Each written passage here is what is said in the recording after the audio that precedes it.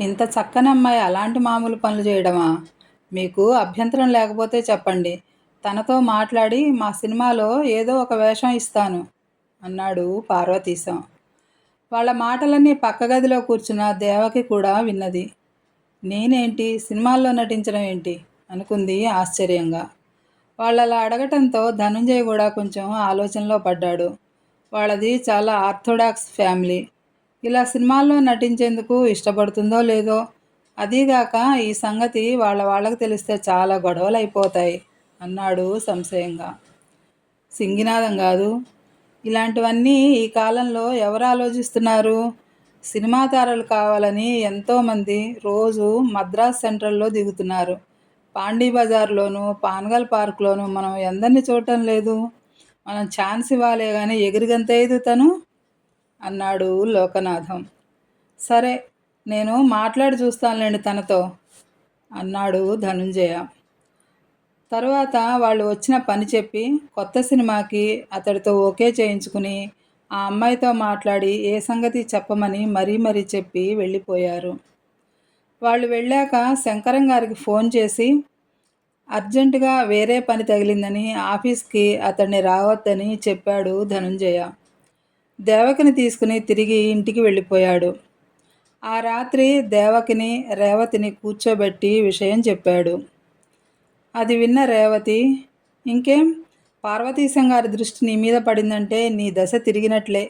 ఇంకేమీ ఆలోచించక దేవకి, నీకు అంతా మంచే జరుగుతుంది అంది. అది కాదు, నేను ఇలా సినిమాల్లో నటిస్తే మరి ఆ సంగతి మా వాళ్ళకి తెలిస్తే ఇంకేమైనా ఉందా? అమ్మో, ఇంట్లో వాళ్ళు బయట వాళ్ళు నన్ను ఒక బరితెగించిన దానిలా ఎంచి దుమ్మెత్తి పోస్తారు అంది దేవకి భయంగా. చూడు దేవకి, నువ్వు ఇంట్లోంచి వచ్చేసినాడే నీ గురించి అనుకోవాల్సిందంతా అనుకునే ఉంటారు అందరూ.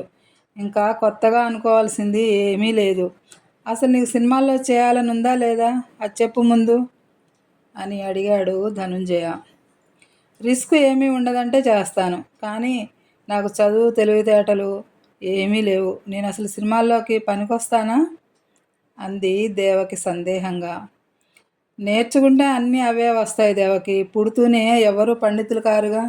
నీకు అందంతో పాటు మంచి వాక్శుద్ధినిచ్చాడు దేవుడు. అది ఉంటే చాలు సినిమా రంగంలో రాణించడానికి అన్నది రేవతి ధైర్యం చెప్తూ. మర్నాడు దేవకిని పార్వతీశం గారి ఆఫీస్కి తీసుకువెళ్ళాడు ధనుంజయ. ఆయన ధనుంజయకు థ్యాంక్స్ చెప్పి దేవకితో అగ్రిమెంట్ మీద సంతకం పెట్టించుకుని కొంత డబ్బుని అడ్వాన్స్గా ఇచ్చాడు.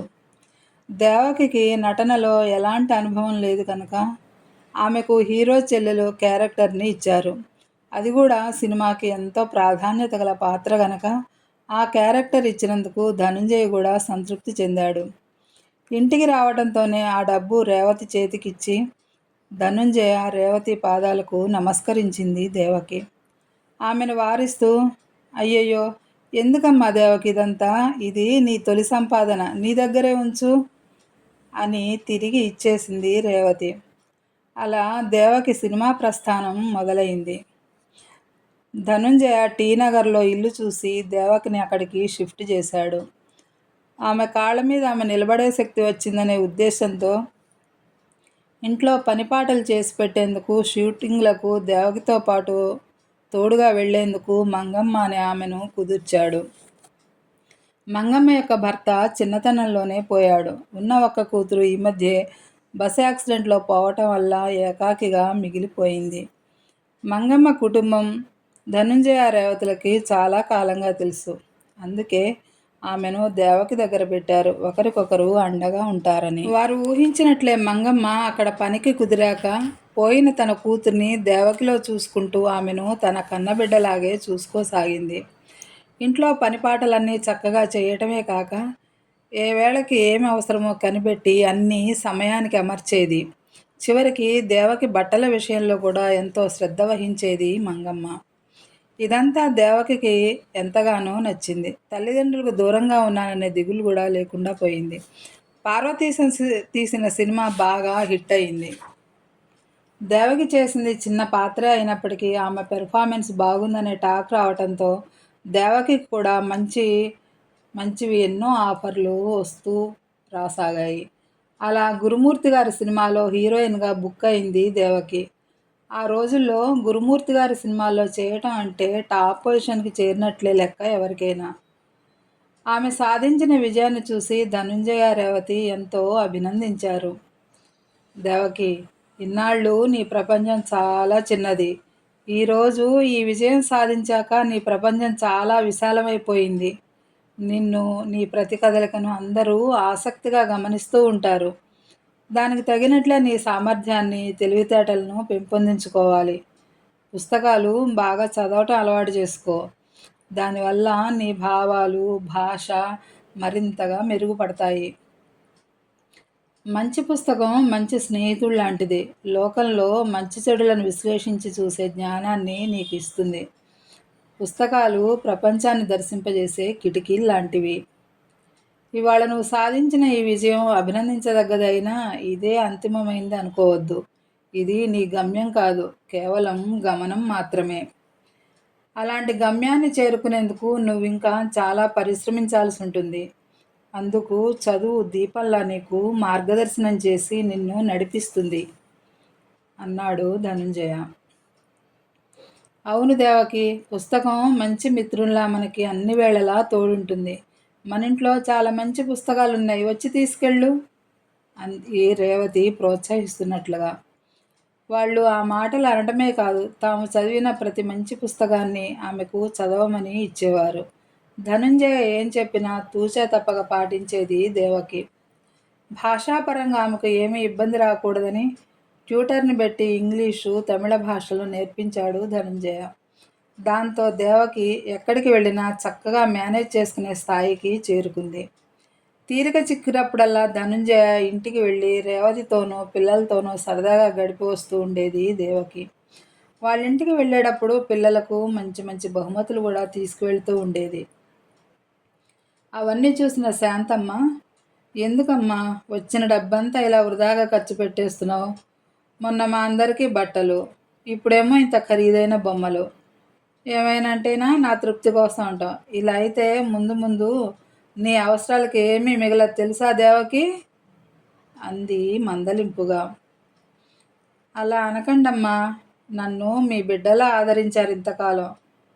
ఎంత చేసినా మీ రుణం తీర్చేది కాదు. ఏదో చంద్రునికో నూలు పోగులా చిన్న చిన్న కానుకలకు ఏమీ అయిపోదులేండి. మీ ఆశీర్వాదం ఉంటే ఇంతకింత 10 రెట్లు సంపాదిస్తాను అంది దేవకి నిర్మలంగా నవ్వుతూ. ఆ మాటలతో శాంతమ్మ ఇంకేమీ అనలేక ఆప్యాయంగా దేవకి భుజం తట్టింది. ధనుంజయ డైరెక్షన్లో మరో 2 సినిమాల్లో హీరోయిన్గా చేసింది దేవకి. శిలను శిల్పంగా మలిచేందుకు శిల్పకారుడు ఎంత శ్రద్ధ వహిస్తాడో దేవకి పట్ల అంత శ్రద్ధ వహించి ధనుంజయ ఆమెను ఒక మంచి నటిగా తీర్చిదిద్దాడు. కూతురు ఇంట్లోంచి వెళ్ళిపోయాక ఆదిశేషయ్య, జానకమ్మలు దేవకి చచ్చిపోయిందనే అనుకున్నారు. పెళ్ళికి వచ్చిన వాళ్ళంతా వాళ్ళని రకరకాల మాటలు అన్నారు. వయసు మళ్ళిన వాడికి ఇచ్చి చేస్తానంటే ఆ పిల్ల మాత్రం ఏం చేస్తుంది? ఏ నుయ్యో గొయ్యో చూసుకునే ఉంటుంది అన్నారు. వారం రోజుల పాటు దేవకి కోసం అన్ని చోట్ల వెతికించారు. ఫలితం దక్కలేదు. తమలాంటి కసాయి వాళ్ల కడుపున పుట్టినందుకు తమ బిడ్డగతి ఇలా అయిందని భార్యాభర్తలిద్దరూ కుమిలి కుమిలి ఏడ్చారు. ఆదిశేషయ్య కూతురి మీద బెంగతో మంచం పట్టేశాడు. ఇదంతా నీ వల్లే జరిగింది అని మొదట్లో జానకమ్మ భర్తని బాగా నిందించింది. కానీ రాను రాను అతడు దిగులుతో కుంగిపోవటం చూసి, కనీసం మిగతా పిల్లల ముఖం చూసైనా గుండెరాయి చేసుకోవాలి అని పరిపరి విధాల నచ్చజెప్పసాగింది భర్తకు. ఇదంతా నా అతిధోరణి వల్లే జరిగింది జానకి అంటూ కన్నీళ్లు కార్చే భర్తని ఎలా ఓదార్చాలో తెలియలేదు ఆమెకి. ఈ అనర్థానికి అంతటికీ కారణమైన సుందరం వాళ్ళని ఎలా ఉన్నారంటూ ఒక్కసారి కూడా పలకరించేందుకు రాకుండా ముఖం చాటేశాడు. ఆ రోజు అనుకోకుండా దేవకి నటించిన సినిమా చూశారు ఆమె తమ్ముళ్ళిద్దరూ వాళ్ళ ఫ్రెండ్స్తో కలిసి. అందులో దేవకిని చూసి వాళ్ళిద్దరూ గుర్తుపట్టారు. అది ఆమె నటించిన మొదటి సినిమా గనుక నటిగా పెద్ద ప్రచారం కాలేదు. కానీ ఆమె తమ్ముళ్ళిద్దరూ మాత్రం చాలా సులభంగా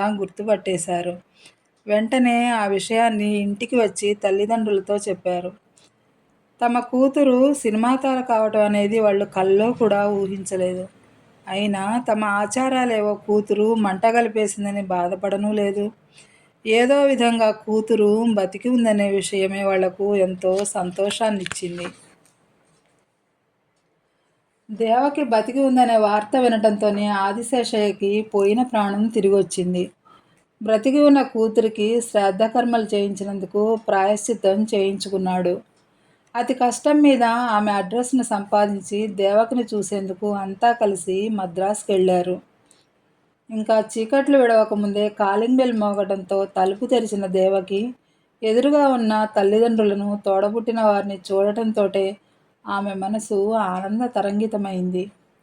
అందరూ దేవకిని చుట్టుముట్టారు ఆనందంతో. ఆదిశేషయ్య, జానకమ్మలు పదే పదే కూతుర్ని ముద్దాడి హృదయానికి హత్తుకున్నారు. ఆమె సంపాదించిన పేరు ప్రఖ్యాతుల కంటే, సిరి సంపదల కంటే కూడా దేవకి బ్రతికి ఉందన్న విషయమే వారికి ఎక్కువగా ఆనందాన్నిచ్చింది. పోగొట్టుకున్న పెన్నిది తిరిగి దక్కినట్లుగా సంబరపడ్డారంతా. దేవకి చెల్లెళ్ళు, తమ్ముళ్ళు ఆమె వెంటే తిరుగుతూ ఒక్క క్షణం కూడా విడిచి ఉండలేనట్లుగా పగలు రాత్రి ఆమెతోనే గడిపారు. తాను ఇల్లు విడిచి వచ్చాక జరిగిందంతా తల్లిదండ్రులకు పూసగుచ్చినట్లుగా చెప్పింది దేవకి. అలాగే తాను ఈ స్థాయికి చేరుకునేందుకు కారకులైన ధనుంజయ, రేవతుల గూర్చి చెప్పి వాళ్ళింటికి కూడా తీసుకువెళ్ళింది. తన తల్లిదండ్రులను, తోడబుట్టిన వారిని వాళ్లకు పరిచయం చేసింది దేవకి. ఆ భార్యాభర్తలిద్దరికీ ఆదిశేషయ్య, జానకమ్మ ఎంతగానో కృతజ్ఞతలు తెలియజేస్తూ, మీరు మా పాలిట దేవుళ్ళు, మాకు కడుపు శోకం లేకుండా చేశారు అంటూ చేతులెత్తి నమస్కారం చేశారు. అయ్యయ్యో, అంత మాట అనకండి, మీరు పెద్దవారు, ఆశీర్వదించాలే గాని నమస్కారం చేయకూడదు అంటూ వారి 2 చేతులు పట్టుకున్నాడు ధనుంజయ. నెల రోజుల పాటు కూతురితో సరదాగా గడిపి ఊరంతా చూసి సినిమా షూటింగ్లు, స్టూడియోలు చుట్టబెట్టి తిరుగు ప్రయాణమయ్యారు ఆదిశేషయ్య దంపతులు వారి పిల్లలతో కలిసి. నాన్న, అంతా కలిసి ఇక్కడే ఉన్నాను నాన్న. తమ్ముళ్లను, చెల్లెళ్లను ఇక్కడే కాలేజీలో జాయిన్ చేద్దాం అంది దేవకి బ్రతిమాలుతున్న ధోరణిలో. వద్దమ్మా, అక్కడ పల్లెటూళ్ళలో స్వచ్ఛమైన గాలి, పాడి, పంట అన్నీ ఉన్నాయి. అక్కడ అలవాటు పడిన మేము ఈ పట్టణంలో ఇమడలేమమ్మా. అదీగాక మేమిక్కడుంటే మన వ్యవసాయం ఏంగాను, వీలున్నప్పుడల్లా వచ్చి పోతుంటానులేమ్మా అన్నాడు ఆదిశేషయ్య నచ్చజెప్తున్నట్లుగా. అమ్మా, నువ్వైనా చెప్పు, పోనీ తమ్ముళ్ళనైనా ఇక్కడ ఉంచెళ్ళండి, వాళ్ళని చదివిస్తాను అంది దేవకి. వద్దులేమ్మా, ఆల్రెడీ వాళ్ళకి అక్కడ ఫీజులు కట్టి జాయిన్ చేసేశారు నాన్న. నీ మాట కాదన్నందుకు ఏమీ అనుకోకు, మళ్ళీ వస్తాం కదా అంది జానకమ్మ అనునయంగా. తల్లిదండ్రులకు, చెల్లెళ్లకు, తమ్ముళ్లకు బట్టలు కొనిచ్చింది దేవకి. వెళుతూ వెళుతూ ఆదిశేషయ్య కూతుర్ని దగ్గరకు పిలిచి, నీ పెళ్లి విషయంలో నేను చాలా పొరపాటు చేశానమ్మా. నా చాదస్తం కొద్దీ వచ్చిన సంబంధాలన్నీ తిరగ్గొట్టాను. చివరికి నిన్ను ఇల్లు వదిలేలా చేశాను. ఇప్పుడైనా నీకు నచ్చిన వాడిని చూసి చేసుకో. నీ తల మీద 4 అక్షింతలు వేస్తా గానీ నా మనసుకు శాంతి ఉండదు అన్నాడు ఎంతో బాధగా. ఇంచుమించు జానకమ్మ కూడా ఆ మాటలే చెప్పింది కూతురికి. వారు ఊరు వెళ్ళాక తరచూ ఫోన్లు చేసి వారి క్షేమ సమాచారాలు కనుక్కోసాగింది దేవకి. ఆమె సినిమాలన్నీ వరుసగా హిట్లు కొట్టడంతో మంచి పేరు ప్రఖ్యాతులు సంపాదించుకుంది. తన సినిమా శతదినోత్సవం సందర్భంగా కాకినాడ వెళ్ళి అక్కడ నుండి సర్పవరంలో ఉన్న తల్లిదండ్రులను చూసేందుకు వెళ్ళింది. దేవకి మా ఊరు అమ్మాయి అంటూ బంధుమిత్రులంతా బ్రహ్మరథం పట్టారు ఆమెకు. ఆ క్రమంలో ఎప్పుడు మొదలైందో, ఎలా మొదలైందో తెలియదు కానీ ధనుంజయ్ అంటే అంతులేని ఇష్టం, ఆరాధన మొదలైంది దేవకి మనసులో. అతడి మాట, నడత, కష్టంలో ఉన్న వారిని ఎవరినైనా ఆదుకుని చేతనైన సాయం అందించి వారిని ఆ కష్టం నుండి బయటపడేలా చేసే మంచితనం కూడా అతడి పట్ల దేవకిని ఆకర్షితురాలయ్యేలాగా చేసేసింది. ఇండస్ట్రీలో చాలామంది పెద్ద మనుషులు ఎదురుగా ఉన్నప్పుడు ఒకలాగా, కనుమరుగయ్యాక మరొకలాగా బిహేవ్ చేస్తూ వారి గూర్చి చెత్త వాగుడంతా వాగటం చాలాసార్లు చూసింది దేవకి. కానీ అందుకు పూర్తి భిన్నంగా ఉండే ధనుంజయ ప్రవర్తన ఆమె మనసును బాగా ఆకట్టుకుంది.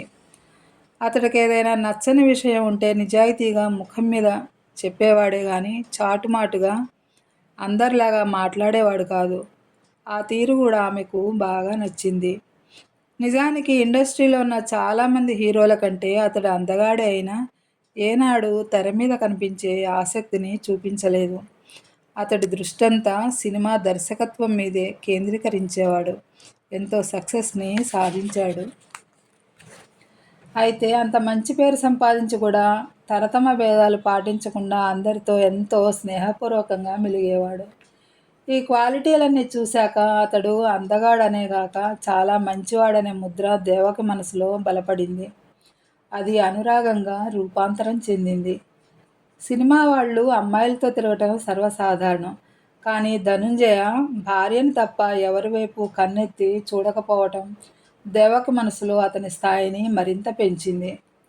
తన ఆలోచన విధానం సరైంది కాదని, దానివల్ల మరో ఆడదాన్ని ఉసురుపెట్టినట్లవుతుందని తెలిసి కూడా ధనుంజయ మీద ఇష్టాన్ని చంపుకోలేకపోయింది.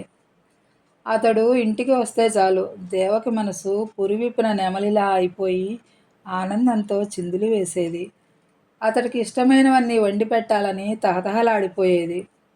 అనుభవజ్ఞురాలైన మంగమ్మ దేవకి ఆంతర్యాన్ని సులువుగానే గ్రహించింది. ఆమె ప్రయత్నాన్ని వారించేందుకు చాలా ప్రయత్నించింది. దేవకి దగ్గర ఉన్న చనువు కొద్దీ, అమ్మా, నేను ఇలా చెప్తున్నానని మరోలా అనుకోవద్దు. భార్యాబిడ్డలు ఉన్నవాడి మీద ఆశలు పెంచుకోవడం అంత మంచిది కాదు. ఎవరినైనా మంచి కుర్రాడిని చూసి పెళ్లి చేసుకుంటే అన్ని విధాలా బాగుంటుంది. అంతేగాని ఇలా పచ్చని కాపురంలో చిచ్చు రేపకమ్మా, అది తిన్నింటి వాసాలు లెక్కబెట్టినట్లవుతుంది అని హెచ్చరించింది. మామూలుగా అయితే మంగమ్మ మాటలకి ఎంతో విలువ ఇచ్చేది దేవకి. కానీ ధనుంజయ విషయానికి వచ్చేసరికి ఏ మాట ఆమె తలకి ఎక్కలేదు. తాను నాన్ వెజ్ తినకపోయినా ధనుంజయ కోసమని రకరకాల వంటలు నేర్చుకుని అతడికి వండి పెట్టేది. ఏదో ఒక సందర్భాన్ని పురస్కరించుకుని తరచూ ధనుంజయని తమ ఇంటికి భోజనానికి ఆహ్వానించేది దేవకి. ఆమె ఆంతర్యాన్ని మొదట్లో ఏమాత్రం గ్రహించిన ధనుంజయ అభిమానంగా ఆమె పిలిచిన ప్రతిసారి వెళ్ళేవాడు. ఒక్కోసారి తన భార్యాబిడ్డలను కూడా తీసుకుని దేవకింటికి వెళ్ళొస్తుండేవాడు. ఏదో విధంగా ఇంటా బయట అతడి వెంటనంటి తిరగాలని ఆశపడేది దేవకి. అతడు నా కళ్ళ ముందుంటే చాలు, ఇంకేమీ అక్కర్లేదన్నట్లుగా ప్రవర్తించసాగింది. ధనుంజయ కోసం పరువు మర్యాదలను, సమాజపు కట్టుబాట్లను వదులుకునేందుకు సిద్ధమైపోయింది దేవకి. కేవలం మనసు చెప్పే మాటకే ప్రాధాన్యత ఇచ్చింది కానీ బుద్ధి చెప్పే మాటను వినలేదు. ఇంతకాలం తల్లిదండ్రుల దగ్గర నేర్చుకున్న సంస్కారాన్ని, రీతిరివాజులన్నింటినీ గాలికి వదిలేసింది ఆమె. దేవకి నోరు తెరిచి చెప్పకుండానే ఆమె ఆంతర్యం ఏమిటో గ్రహించాడు ధనుంజయ. ఆమెను కూర్చోబెట్టి చిన్నపిల్లకి చెప్పినట్లుగా ఎన్నో విధాల నచ్చజెప్పాలని ప్రయత్నించాడు. అయినా దేవకి తన మంకుబట్టని విడిచిపెట్టలేదు. ఫీల్డ్లో ఎంతోమంది రహస్యంగా రాయబారాలు పంపుతున్నారు. ఆ ధనుంజయ గాని మేము పనికిరామా అంటూ. నాలాంటి వయసులో ఉన్న అందమైన అమ్మాయిని ఏదో విధంగా లోబరుచుకోవాలనే కదా అందరూ ఆలోచిస్తారు. వాళ్ళు అలాగే ప్రయత్నిస్తున్నారు. అవునంటే అందలా లెక్కిస్తారట, కాదంటే పాతాళానికి తొక్కేస్తారట. కానీ వారందరికీ భిన్నంగా మీరు నేను ఈరోజు ఈ స్థాయికి చేరుకునేందుకు ఎంతో సహాయం చేశారు. అయినా ఏనాడు నా నుండి ఎలాంటి ప్రతిఫలాన్ని ఆశించలేదు. అందుకే నా జీవితాన్ని మీకు నైవేద్యంగా సమర్పించుకోవాలనుకుంటున్నాను. మీలాంటి ఉత్తమునికి ఒక్కరోజు భార్యగా ఉన్నా చాలు, నా జీవితం ధన్యమైందనుకుంటాను అన్నది దేవకి ఎంతో ఉద్వేగంగా. దేవకి, ఎంత పిచ్చిగా ఆలోచిస్తున్నావో తెలుస్తోందా నీకు? చిన్నపిల్లలాగా ఏంటిది? వాళ్ళేదో మన మీద నిందలేశారనో లేక నేను నీకు సహాయం చేశాననో పెళ్లిదాకా వెళ్ళిపోవాలా? నీకు తెలుసు రేవతిని నేను ఎంతగా ప్రేమిస్తున్నాను. ఆమెకు తప్ప నా జీవితంలో మరెవరిని ఆహ్వానించలేను. అట్లాంటిది ఎలా అనుకున్నావు నిన్ను పెళ్లి చేసుకుంటానని? నా భార్య రేవతి ఎంత ఉత్తమురాలో, కష్టంలో ఉన్న నిన్ను ఎంతలా ఆదరించిందో మర్చిపోయావు అప్పుడే అన్నాడు ధనుంజయ మందలిస్తున్నట్లుగా. లేదు, నేనేదీ మర్చిపోలేదు. రేవతి గారంటే నాకు ఎంతో గౌరవం. అందులో ఎంతమాత్రం సందేహం లేదు. కానీ మీరంటే గౌరవంతో పాటు ఎంతో ఇష్టం.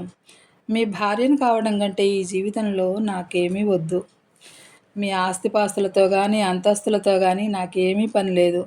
కేవలం మీ భార్యగా మీ జీవితంలో కొంచెం చోటివ్వండి చాలు అంది దేవకి మారం చేస్తున్నట్లుగా. కేవలం దేవకి తన గూర్చి, తన ఆశలు తీర్చుకోవడం గూర్చి ఆలోచించిందే గాని, దాని ప్రభావం ఎందరి జీవితాల మీద పడుతుందో కొంచెం కూడా ఆలోచించలేదు. తన తల్లిదండ్రులు, తమ్ముళ్ళు, చెల్లెళ్ళు ఏమవుతారో అని గాని, వాళ్ళందరూ తన గురించి ఏమనుకుంటారోననే ఆలోచన గాని లేకపోయింది ఆమెకు. దేవకి, నీ కుటుంబ గౌరవం, తల్లిదండ్రులు, తోబుట్టువులు, పరువు మర్యాదలు ఏమీ నీకు అవసరం లేకపోవచ్చు. కానీ నాకు అవన్నీ కావాలి. నీ మూలంగా సంఘంలో నాకున్న స్థానాన్ని వదులుకోలేను. నా కన్న తల్లిదండ్రుల వల్ల వాళ్ళ పట్ల నాకెంతో బాధ్యత ఉంది. నిన్ను పెళ్లి చేసుకుని వాళ్ళని ఈ వయసులో క్షోభకి గురి చేయలేను. అట్లాగే తండ్రిగా నా బిడ్డల హృదయాల్లో స్థానం పోగొట్టుకుని వారి ముందు దోషిగా అస్సలు నించోలేను అంటూ తన కోసమైనా ఆలోచించమని వేడుకుంటున్నట్లుగా ఎంతో నచ్చజెప్పాలని ప్రయత్నించాడు. అయినా తన పట్టు తనదే అన్నట్లుగా ఉండిపోయింది దేవకి. ఆమె మొండితనాన్ని ఎలా సరిదిద్దాలో తెలవక దేవకి ఇంటికి వెళ్ళటం పూర్తిగా మానుకున్నాడు ధనుంజయ. అయినా దేవకి వదిలిపెట్టకుండా అతడు ఎక్కడ ఎదురుపడినా ఏదోలాగా మాటలు కలిపేందుకు ప్రయత్నించేది. ఫోన్లు చేసేది. 10 మంది ముందు ఆమెను పలచన చేయటం ఇష్టం లేక తప్పనిసరి మాట్లాడేవాడు ధనుంజయ. మరొకరైతే ఉన్మాదిలా ప్రవర్తిస్తున్న ఆమె తీరును అడ్వాంటేజ్గా తీసుకుని నలుగురిలోనూ ఆమెను అల్లరిపాలు చేసేసేవారు. కానీ ధనుంజయ ఆ మొండితనం వెనక గల అమాయకత్వాన్ని, ఆరాధనని గ్రహించాడు గనకే అల్లరి చిల్లరగా తిరిగే అందరి అమ్మాయిలా దేవకిని తేలిగ్గా తీసుకోలేకపోయాడు. అతడి ఈ సంస్కారితమైన ప్రవర్తన ఆమెకు అతడి పట్ల మరింత మమకారాన్ని, ఇష్టాన్ని పెరిగేలా చేసింది. దేవకి, మరోసారి ఆలోచించు. మనం పెళ్లి చేసుకుంటే నేను నా కుటుంబం ముందు, సంఘం ముందు కేవలం దోషిగా మాత్రమే నిలబడతా. దానివల్ల ఇండస్ట్రీలో నా పలుకుబడికి ఎలాంటి ముప్పు ఉండదు. కానీ నిన్ను మాత్రం అందరూ చాలా చులకనగా చూస్తారు. నీకు సినిమా ఆఫర్లు కూడా తగ్గిపోతాయి. ఇప్పుడిప్పుడే తారాపదానికి చేరుకుంటున్న నిన్ను అందరూ కలిసి అణగదొక్కేస్తారు.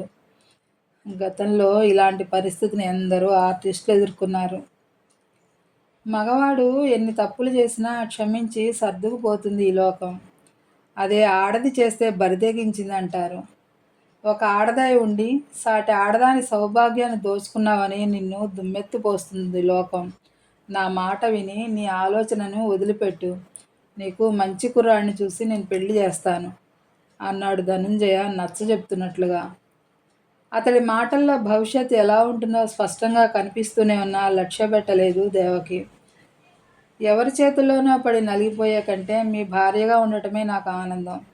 ఒకసారి మీ భార్యగా ముద్రపడ్డాక ఇంకెవ్వరూ నా వైపు కన్నెత్తి చూడరు. ఇక సినిమా ఛాన్సులు అంటారా? పోతే పోతాయి. ఇప్పటికే నేను సంపాదించింది ఎంతో ఉంది. ఇంకా సంపాదించి ఏం చేసుకోను? కోరుకున్న మీరు దక్కకపోయాక ఆ సిరి సంపదలు నాకెందుకు అంది దేవకి ఏమాత్రం పట్టు విడవకుండా.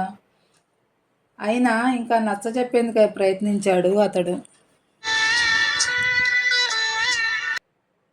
వద్దు, మీరు నాకేం చెప్పవద్దు. మీరు లేని నా బ్రతుకు శూన్యం అనుకుంటున్నాను. మీరు కాదంటే నేను ప్రాణం తీసుకుంటాను అంది దేవకి బెదిరిస్తున్నట్లుగా. ఆమెకు ఎలా నచ్చజెప్పాలో అర్థం కాక నిస్సహాయంగా చూశాడు ధనుంజయ. దేవకి నిజంగానే అన్నంత పని చేస్తుందేమోనని భయపడ్డాడు కూడా. చివరికి ఏదైతే అదే అవుతుందని దేవకితో పెళ్లికి ఒప్పుకున్నాడు. అలా ఉన్నారెందుకు అని రేవతి అడిగినప్పుడు వర్క్ టెన్షన్లో ఉన్నాను అని చెప్పాడే గాని విషయం ఇది అని ఆమెకు చెప్పేందుకు నోరు రాలేదు ధనుంజయకు. ఆనాడే కారణం చెప్పి ఉంటే ఇలా మనస్తాపం కలిగేది కాదు. కొంతమంది ఆత్మీయుల సమక్షంలో దేవకిని పెళ్లి చేసుకున్నాడు ధనుంజయ. ఆమె కోరిక మేరకు దేవకిని తీసుకుని తిరుపతి వెళ్ళాడు. హడావిడిగా తమ ఇంట్లోకి అడుగు పెడుతున్న కనకారావును చూసి రాఘవరావు, శాంతమ్మ ఎంతో ఆశ్చర్యపోయారు. అతడితో ఏదో బీరకాయ పీచు చుట్టరికం ఉన్నా కనకారావు స్వభావం ఎలాంటిదో తెలిసిన రాఘవరావు అతడిని ఎప్పుడూ ఆమడ దూరంలోనే ఉంచుతాడు. తీరా ఇంటికి వచ్చిన వాడిని పలకరించకపోతే బాగుండదన్నట్లు పలకరించి కుశల ప్రశ్నలు వేశాడు రాఘవరావు. శాంతమ్మ మంచినీళ్లతో పాటు టీ కూడా తెచ్చి ఇచ్చింది అతడికి. ఆమె తెచ్చి ఇచ్చిన టీ కప్పును అందుకుని పక్కన పెడుతూ, ఇప్పుడు ఈ మర్యాదలన్నీ ఎందుకమ్మా, అవతల కొంపలంటుకుపోతుంటేను అంటూ తన మాటను సగంలో ఆపి భార్యాభర్తల రియాక్షన్ కోసం ఇద్దరి ముఖాల వంక చూశాడు కనకారావు. కొంపలంటించడం నీకు అలవాటే కదా అన్నట్లు ఒక చూపు చూసి తల పంకించాడే గాని ఏమీ మాట్లాడలేదు రాఘవరావు. శాంతమ్మ మాత్రం ఏమైందన్నయ్యా అని అడిగింది కంగారు పడుతూ. రాఘవరావు ఏమీ మాట్లాడకపోయినా శాంతమ్మ నుండి ఆ మాత్రం రెస్పాన్స్ కనపడటంతో ఏం చెప్పమంటావమ్మా, నిన్న మన ధనుంజయ సినిమా స్టార్ దేవక లేదు, దాన్ని రహస్యంగా పెళ్ళాడి హనీమూన్ తీసుకెళ్ళాడట. ఈ మాట విన్న దగ్గర నుండి నాకు కాళ్ళు చేతులు ఆడక మీ చెవిన వేసిపోదామని ఇలా వచ్చాను అన్నాడు కనకారావు సానుభూతిగా. ఆ సానుభూతి మాటల్లోనే గాని అతడి ముఖంలో మచ్చుకైనా ఎక్కడా లేదు.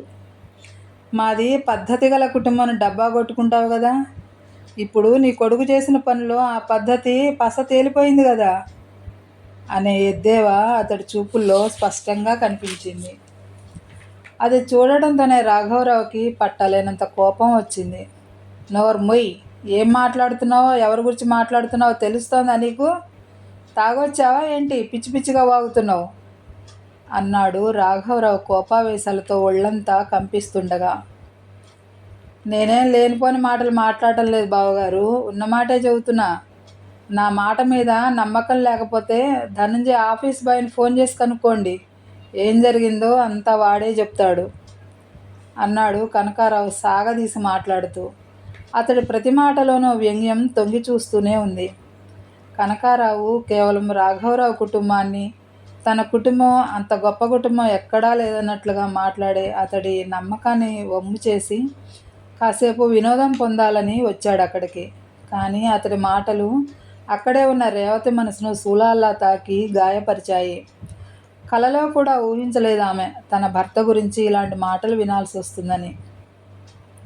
ధనుంజయ మరొక స్త్రీని పెళ్లి చేసుకున్నాడంటే ఇప్పటికీ నమ్మలేకపోతుంది తాను. తమ పెళ్ళైన తర్వాత ఈ 10 ఏళ్లలోనూ ఏనాడు అతడి మూలంగా ఏ విషయంలోనూ బాధపడటం కానీ కంటతడి పెట్టవలసిన పరిస్థితి కానీ రేవతికి రాలేదు. అంత అపురూపంగా ఆమెను చూసుకున్నాడు ధనుంజయ. రేవతి కూడా భర్త నోరు తెరిచి చెప్పకుండానే అతడి మనసులో ఏముందో తెలుసుకుని అతడి మనసుకు నచ్చే విధంగా ప్రవర్తించేది. వారిద్దరిది ఎంతో అన్యోన్య దాంపత్యమని తెలిసిన వాళ్ళంతా అంటూ ఉంటారు. అలాంటిది ఈరోజు భర్త గురించి అలాంటి మాటలు వినాల్సి రావడంతోనే రేవతి మనసు అతలాకుతలం అయిపోయింది. అతడి మీద తనకి గల నమ్మకం ఇలా వమ్ము కావటాన్ని భరించలేకపోయింది. తన ఆశలు కలలు పేకమేడల్లా కూలిపోతూ ఉంటే గుండెల్లోంచి తన్నుకొస్తున్న బాధని ఏడుపుని ఆపుకోలేక దిగ్గున లేచి తన గదిలోకి వెళ్ళి తలుపులు వేసుకుంది రేవతి. కోడలలా ఏడుస్తూ లోపలికి వెళ్ళిపోవడంతో శాంతమ్మకి కాళ్ళు చేతులు ఆడలేదు. పరుగున ఆమె వెనకే వెళ్ళింది. మా రేవతి, ఆ కనకారావు గాడేదో చెప్తే అదేనా నమ్మేస్తావా ఏంటి? ధనుంజయ ఎలాంటి వాడో నీకు తెలవదా తల్లి, తలుపు తీయమ్మా అంది ఏడుస్తూ. రాఘవరావు నిప్పులు చెరిగే కళ్ళతో కనకారావు వంక చూస్తూ, వచ్చిన పని అయింది కదా, ఇప్పుడు నీకు సంతోషంగానే ఉందిగా, వెళ్ళిక అన్నాడు తర్జని చూపిస్తూ. అది కాదు బావగారు అని ఇంకా ఏదో చెప్పబోతున్న కనకారావుని మధ్యలోనే ఆపుతూ, నోరు మూసుకుని వెళతావా లేదా అన్నాడు రాఘవరావు హుంకరిస్తున్నట్లుగా. చేసేదేం లేక కనకారావు మెల్లగా జారుకున్నాడు అక్కడి నుండి. కొడుకు ఇలా చేశాడన్న వార్త వినటంతోనే రాఘవరావు నవనాడులు కృంగిపోయాయి. ఆ పైన కోడలేదైనా అఘాయిత్యం చేసుకుంటుందేమోననే భయం అతడి మనసును బేజారెత్తించసాగింది. శక్తినంతటినీ కూడదీసుకుని రేవతి గది ముందుకు వెళ్ళి, అమ్మా రేవతి, తలుపు తీయమ్మ ఒక్కసారి అన్నాడు. అతడు కూడా భార్యతో పాటుగా తలుపు తడుతూ. అత్తమామలిద్దరూ అలా కంగారుగా తలుపు తట్టడంతో నెమ్మదిగా తలుపు తెరుచుకుని బయటికి వచ్చింది రేవతి. ఆ తర్వాత వారితో ఏమీ మాట్లాడకుండా సరాసరి పిల్లల గదిలోకి వెళ్ళి ఆడుకుంటున్న పిల్లలిద్దరిని చెరో చేత్తో పట్టుకుని ఎవరితో ఏమీ మాట్లాడకుండానే ఇంట్లోంచి బయటికి నడిచింది. వెనక నుండి శాంతమ్మ పిలుస్తున్నా బదులు చెప్పకుండా గేటు తీసుకుని వెళ్ళిపోయింది రేవతి. కోడలు అలా ఇల్లు విడిచి వెళ్ళిపోవటంతో రాఘవరావు నిలుచున్న చోటనే కుప్పకూలిపోయాడు.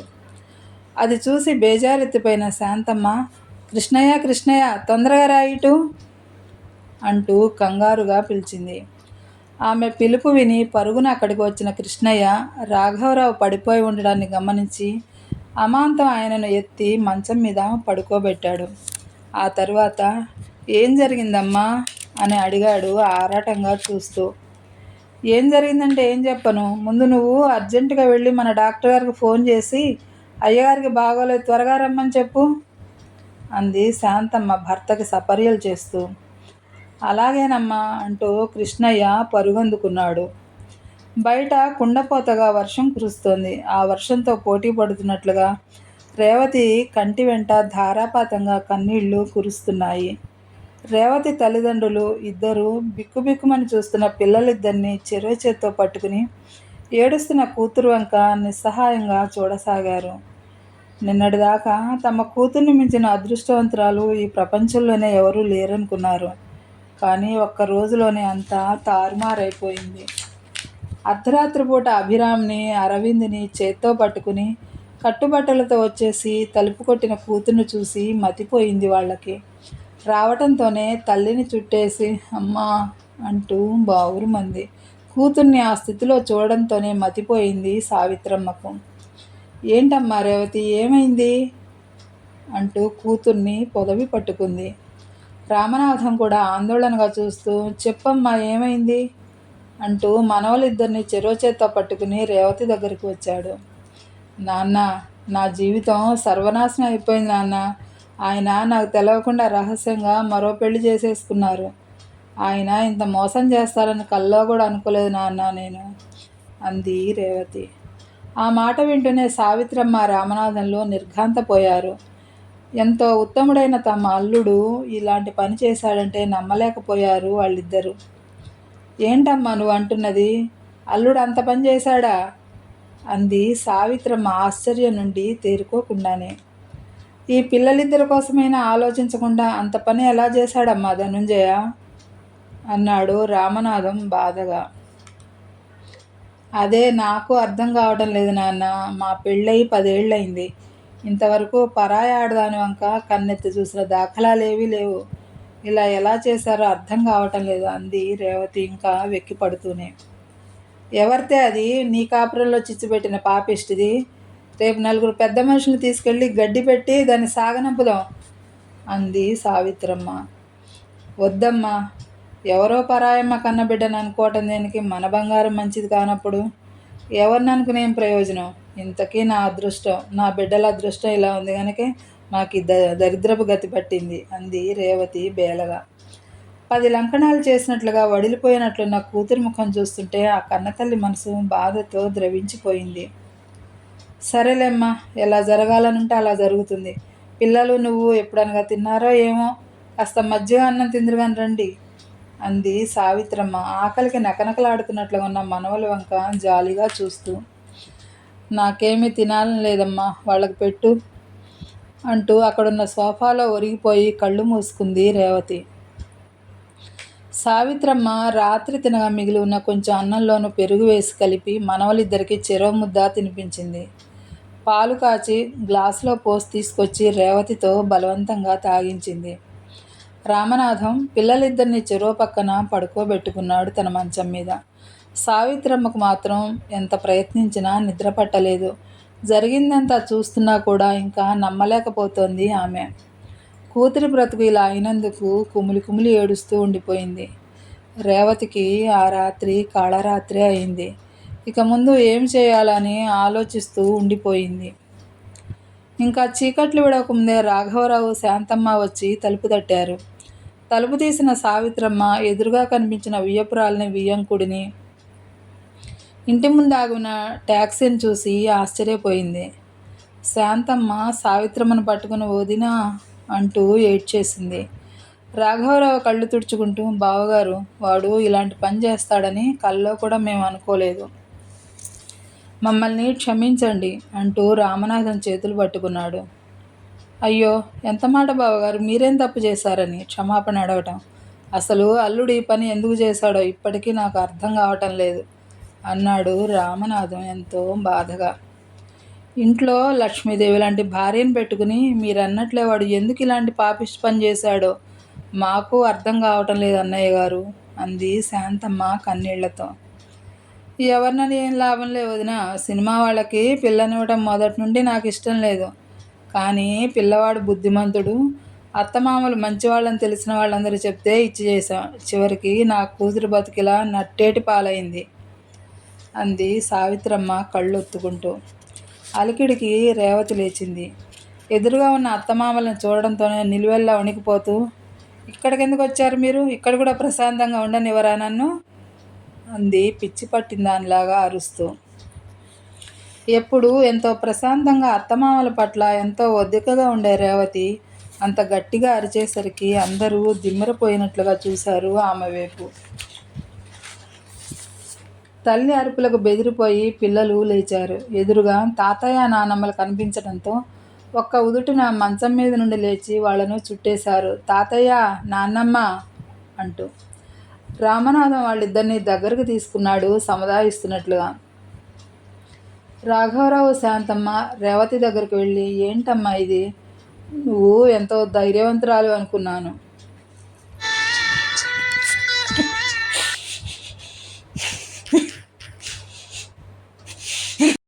ఇంత బేలవైపోయావేంటమ్మా అంటూ రాఘవరావు అనునయంగా రేవతి తల మీద చేయి వేశాడు.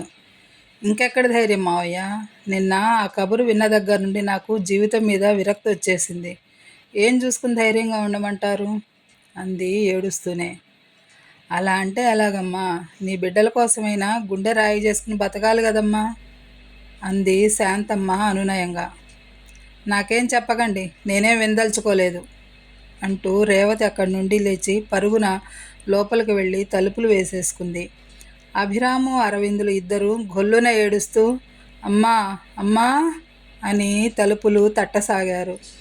పిల్లలిద్దరిని అలా చూడటంతోనే రామనాథం గుండె చెరువైపోయింది. మరో పక్క కూతురు ఏదైనా అఘాయిత్యానికి పాల్పడుతుందేమోననే భయం అతన్ని చుట్టుముట్టింది. అమ్మా రేవతి, పిల్లలు తల్లడిల్లిపోతున్నారు, తలుపు తీయమ్మ ఒక్కసారి. అల్లుడు చేసిన తప్పుకు ఏ పాపమో ఎరుగని ఈ పిల్లల్ని శిక్షించడం న్యాయమా చెప్పు? తలుపు తెరువమ్మా అన్నాడు తలుపు తడుతూ. ఎంత ఆపుకుందామన్నా ఆగకుండా కన్నీళ్లు వచ్చేస్తున్నాయి అతడికి. పిల్లల ఏడ్పు, తండ్రి వేడుకోలు రేవతి మనసును కొంచెం కదిలించింది. మెల్లగా తలుపు తెరిచి తిరిగి వెళ్ళి అక్కడున్న మంచం మీద వాలిపోయింది. పిల్లలిద్దరూ పరుగున వెళ్ళి ఏడుస్తూ తల్లిని చుట్టేశారు. పెద్దవాళ్ళు నలుగురు వాళ్ళని దిగులుగా చూస్తూ ఉండిపోయారు. ఎలాగో సావిత్రమ్మ తన మనసును కూడదీసుకుని వచ్చిన వాళ్ళకి కాఫీ, పలహారాలు అందించింది. ఎవరు ఎంత ప్రయత్నించినా రేవతితో ఏమీ తినిపించలేకపోయారు. రామనాథం చెప్పగా అభిరాము అరవిందులు, నువ్వు తినకపోతే మేము తినము అని గట్టిగా భీష్మించి కూర్చోవడంతో లేచి ఏదో తిన్నాననిపించి చేయి కడిగేసుకుంది రేవతి. తిరిగి అందరూ హాల్లో చేరుకున్నారు. ఎవ్వరికి ఏమీ మాట్లాడాలనిపించక మౌనంగా ఉండిపోయారు. చివరికి రాఘవరావు, ఇలా జరిగినందుకు మాకు కూడా చాలా బాధగానే ఉందమ్మా. అలా అని వాడి ముఖం చూడనని ఇట్లా ఇక్కడికి వచ్చేయడం సరైంది కాదమ్మా. అది నీ ఇల్లు, మేమంతా నీ వాళ్ళం. మా కోసమైనా సరే తిరిగి ఆ ఇంటికి రామ్మా. వాడిని గట్టిగా మందలించి ఆ అమ్మాయితో సంబంధం లేకుండా చేద్దాం అన్నాడు నచ్చజెప్తున్నట్లుగా. ఏ భరోసాతో తిరిగి ఆ ఇంటికి రమ్మంటారు మావయ్య? నేను ఆయన కలిసి కాపురం చేసిన ఆ ఇంట్లోకి రేపు దేవకని భార్యను తీసుకొస్తారు. నేను అది ఎలా సహించను? నా సౌభాగ్యాన్ని మరొకరితో పంచుకోలేను. క్షమించండి, నేను రాను అంది రేవతి. అదేవత్తో మధ్యలో వచ్చిన నువ్వెందుకమ్మా నీ ఇంటిని వదులుకోవటం? అది మన ఇంటికి వస్తే దాని కాళ్ళు విరగొడతాను. అయ్యో పోన్లే, పాపం అని చేరదీస్తే తిన్నింటి వాసాలు లెక్కబెట్టినట్లు ఇంత పని చేసింది అది. నువ్వు ఎంత చేసావు దానికి? ఆ విశ్వాసం కొంచెం కూడా లేకుండా ఇలా చేసింది అంది శాంతమ్మ ఆక్రోశిస్తున్నట్లుగా. వద్దత్తయ్య, ఇది తెగ్గొడితే మరొకటి. చంచలమైన మనసు కలవాళ్ళు స్థిరంగా ఎలా ఉంటారో చెప్పండి. అయినా ఇంత జరిగాక నేను ఆయనతో కాపురం చేస్తానని ఎలా అనుకుంటున్నారు మీరు? అంది రేవతి నిర్లిప్తంగా. అలా అంటే ఎలాగమ్మా? నువ్వు ఇలా పట్టుబట్టి కూర్చుంటే పిల్లల భవిష్యత్తు ఏమవుతుందో ఆలోచించావా? వాళ్ళ కోసమైనా సరే నువ్వు అక్కడికి రాక తప్పదమ్మా అంది శాంతమ్మ. అవునమ్మా, అత్తయ్య చెప్పింది చాలా కరెక్ట్. అదెవరితో మధ్యలో వచ్చిందని నువ్వెందుకమ్మా నీ కాపురాన్ని కూల్చుకోవటం? ఇలా మధ్యలో వచ్చిన వాళ్ళు మధ్యలోనే పోతారు అంది సావిత్రమ్మ అనునయంగా. ఏం మాట్లాడుతున్నావమ్మా నువ్వు కూడా? ఎలాగోలాగా కాపురం నిలుపుకొని ఆయనతో కాపురం చేసేందుకు నేను సీతా సావిత్రి కాలం నాటిదాన్ని కాను. నేను ఈ కాలం యువతిని. నీతి లేని మనిషితో కాపురం చేయలేను. ఎట్టి పరిస్థితుల్లోనూ నేను ఆ ఇంటికి వెళ్ళను అంది రేవతి ఖండితంగా. బంగారు తూగుటుయాల్లో అల్లారు ముద్దుగా పెరగాల్సిన ఈ పిల్లల భవిష్యత్తుని ఏం చేయాలనుకుంటున్నావమ్మా అన్నాడు రాఘవరావు బాధగా. ఆ మాటలు వింటూనే పౌరుషంగా మామగారు వంక చూసింది రేవతి. అక్కడ ఉన్న ఐశ్వర్యం ఇక్కడ లేకపోవచ్చు మావయ్య, కానీ నా పిల్లలను నీతిగా నియమంగా ఉండేలా పెంచుతాను. అంతో ఇంతో చదువుకున్నాను. నా పిల్లల్ని పోషించుకునే పాటి సంపాదించుకోగలనులేండి అంది రేవతి స్థిరంగా. రేవతి, కాస్త స్థిమితంగా ఆలోచించమ్మా. బిడ్డల్ని పెంచేందుకు కావాల్సింది డబ్బు ఒక్కటే కాదమ్మా, తల్లిదండ్రుల ప్రేమానురాగాలు కూడా కావాలి. అప్పుడే ఆ పిల్లలు ఆరోగ్యవంతంగా పెరుగుతారు. చేజేతుల వాళ్ళకి తండ్రి ప్రేమను దూరం చేయకమ్మా. రేపు పిల్లలు పెద్దయ్యాక ఎందుకు ఇలా చేశావు అని నిన్ను నిలదీస్తే జవాబు చెప్పుకోలేక తల ఉంచుకోవాల్సిన పరిస్థితి వస్తుంది. ఆలోచించు అన్నాడు రాఘవరావు. అవునమ్మా, నువ్వు నీ పిల్లలు నాకెన్నటికీ బరువుగారు. కానీ మావయ్య గారు చెప్పినట్లు వాళ్ళకి తండ్రి ప్రేమను దూరం చేసే హక్కు నీకు లేదు అన్నాడు రామనాథం. తండ్రి మాటలు వింటూనే ఆలోచనలో పడిపోయింది రేవతి. ధారాపాతంగా కురుస్తున్న వర్షం వంక దీర్ఘంగా చూస్తూ నన్ను కొంచెం ఆలోచించుకొనివ్వండి అంది రేవతి ఎటూ తేల్చుకోలేనట్లుగా. ఆలోచించుకోమ్మా, తొందరేమీ లేదు. నేను చెప్పింది నీకు సరైందనిపిస్తే మధ్యాహ్నం భోజనాలు చేసి బయలుదేరదాం అందరం కలిసి. నిన్న నీవు పిల్లల్ని తీసుకుని ఉన్నపాటును బయలుదేరిన దగ్గర నుండి మేమిద్దరము ఎంత టెన్షన్ పడ్డామో తెలుసా? ఈ గాలివానలో పిల్లల్ని తీసుకుని ఎటు వెళ్ళావని చాలా కంగారు పడ్డాం. మీ అమ్మా నాన్నలకు ఫోన్ చేయడానికి కూడా ధైర్యం చాలేదు మాకు. కానీ ఎక్కడో ఒక చిన్న ఆశ ఇక్కడికే వచ్చుంటామని. అందుకే ట్యాక్సీ చేసుకుని ఇద్దరం బయలుదేరి వచ్చేసాం అన్నాడు రాఘవరావు. అవునమ్మా, నా కొడుకు అలాంటి పని చేసినందుకు బాగా ఆందోళన చెందారు మీ మావయ్య. ఆ వెంటనే నువ్వు ఇల్లు విడిచి వెళ్ళిపోయావు కదా, దాంతో బాగా బీపీ రేజ్ అయ్యి తెలివి తప్పి పడిపోయారు. వెంటనే కృష్ణయ్య వెళ్ళి డాక్టర్కి ఫోన్ చేశాడు. ఆయన వచ్చి ఏదో ఇంజెక్షన్ ఇచ్చి ట్యాబ్లెట్ ఇచ్చాక కొంచెం సర్దుకుంది. డాక్టర్ గారు కదలొద్దు, రెస్ట్ తీసుకోమని చెప్పినా ఆగలేక ఇలా బయలుదేరి వచ్చేసాం అంది శాంతమ్మ. అదంతా విన్న సావిత్రమ్మ జాలిగా వారి వంక చూసింది. రేవతిని వాళ్ళు ఎంత ఆదరంగా చూస్తారో ఆమెకి తెలియంది కాదు. వదిన, మీరు కాసేపు రెస్ట్ తీసుకోండి, నేను త్వరగా వంట చేసేస్తాను అంటూ లేచింది సావిత్రమ్మ కూర్చున్న చోటు నుండి. నాకేం, నేను బాగానే ఉన్నాను వదిన, ఆయన రెస్ట్ తీసుకుంటారు కానీ పద ఇద్దరం వెళ్ళి చెరో చెయ్యి వేస్తే వంట చేయడానికి ఎంత టైం పడుతుందని అంది శాంతమ్మ తాను కూడా లేస్తూ. వాళ్ళ సంభాషణతో నిమిత్తం లేనట్లుగా అలా ఆలోచిస్తూ ఉండిపోయింది రేవతి. వియ్యంకులిద్దరూ మనవల్ని దగ్గర కూర్చోబెట్టుకుని కబుర్లలో పడ్డారు. జరుగుతున్నదేమిటో చిన్నవాడైన అరవింద్కి అర్థం కాకపోయినా అభిరామ్కి మాత్రం కొంచెం అర్థమైంది. తండ్రి రెండవ పెళ్లి చేసుకున్నాడని. అందుకే అమ్మ బాధపడుతోందని. ధనుంజయ కారు హారన్ విని కృష్ణయ్య గబగబా వెళ్ళి గేటు తెరిచాడు. లోపలికి వచ్చిన ధనుంజయ ఇంట్లో ఎవరూ కనిపించకపోవడంతో ఆశ్చర్యపోతూ, కృష్ణయ్య, ఇంట్లో ఎవరూ లేరేంటి, ఎక్కడికి వెళ్ళారు అని అడిగాడు. కృష్ణయ్య ఆ ఇంట్లో దాదాపు 15 ఏళ్ల నుంచి పనిచేస్తున్నాడు, ఎంతో నమ్మకంగా. అందుకే ఎంతో నిశ్చింతగా ఇల్లంతా అతడికి అప్పగించి తరచూ అందరూ కలిసి ఇలా బయటకు వెళ్తూ ఉంటారు. ఇప్పుడు కూడా అందరూ కలిసి బయటికి వెళ్ళారని అనుకుంటున్నాడు ధనుంజయ. బాబు, ఆ కనకారావు గాడు నిన్న ఈ పాటప్పుడే వచ్చాడండి అయ్యా మన ఇంటికి. ఆడొచ్చి మీరు దేవకమ్మ గారిని రహస్యంగా పెళ్లి చేసుకుని ఊరికి తీసుకెళ్లారని చెప్పాడండి. అది వినంగానే చిన్నమ్మగారు ఏడుస్తూ పిల్లలు తీసుకుని వెళ్ళిపోనారండి. పెద్దమ్మగారు వారిని ఆపాలని చాలా ప్రయత్నించారు కానీ ఆగలేదండి చిన్నమ్మగారు. అది చూసి పెద్దయ్య గారు బీపీ ఎక్కువైపోయి పడిపోయారండి. నేను డాక్టర్కి ఫోన్ చేసి సంగతి చెప్పానండి. ఆరొచ్చి ఇంజెక్షన్ వేసినాక కూతంత నెమ్మదించిందండి. పెద్దయ్య గారు ఫోన్ చేసి ట్యాక్సీ తెప్పించుకుని పెద్దమ్మగారిని తీసుకుని వెళ్ళిపోయారండి చిన్నమ్మగారి కోసం. అప్పటి నుండి బిక్కుబిక్కుమని మా ఆవిడ నేను ఉన్నామండి ఇంట్లో అన్నాడు కృష్ణయ్య గుడ్ల నీరు కక్కుకుంటూ. కృష్ణయ్య చెప్పింది వినడంతోనే ధనుంజయ నవనాడులు కుంగిపోయాయి. జరిగిందంతా రేవతికి నెమ్మదిగా చెప్తే ఆమె తప్పకుండా అర్థం చేసుకుని క్షమిస్తుంది అనుకున్నాడు. తానుండగానే భర్త మరో వివాహం చేసుకున్నాడంటే ఏ ఆడది భరించలేదు. అందున ఆత్మాభిమానం గల రేవతి అస్సలు సహించదని అతడికి తెలుసు.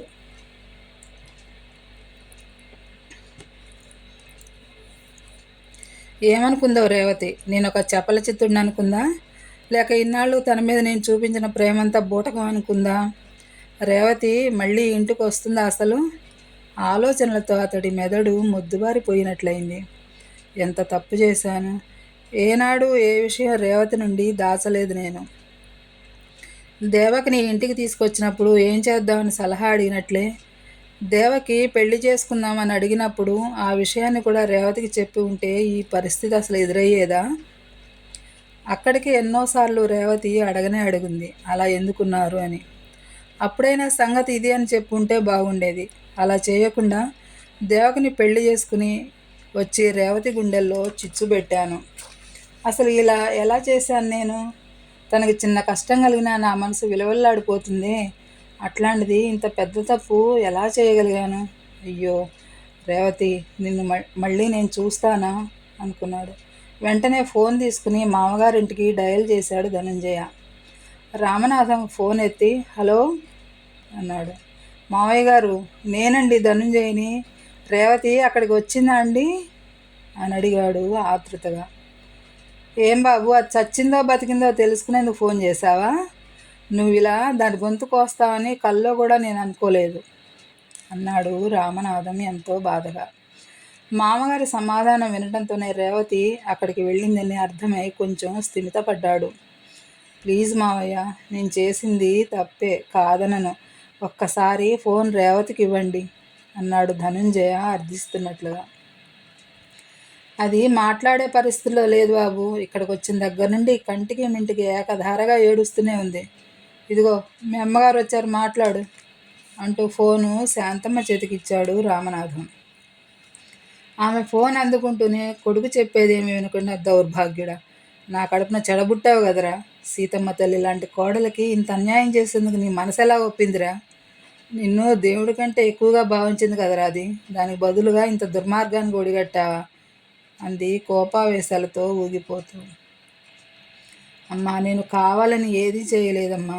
రేవతికి ద్రోహం చేయాలనే ఉద్దేశం కల్లో కూడా నాకు లేదమ్మా అన్నాడు ధనుంజయ భారమైన కంఠంతో.